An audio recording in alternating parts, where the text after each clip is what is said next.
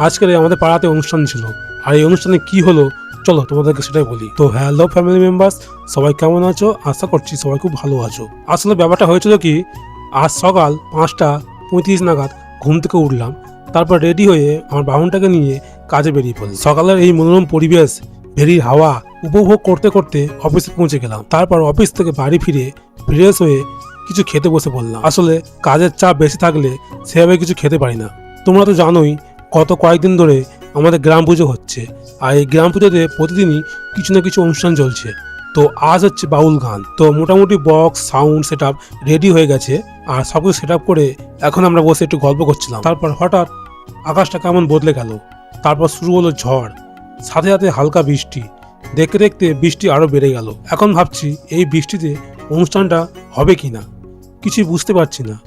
শেষে আর ওখানে না থেকে বৃষ্টিতে ভিজতেই ভিজতে বাড়ি চলে আসলাম।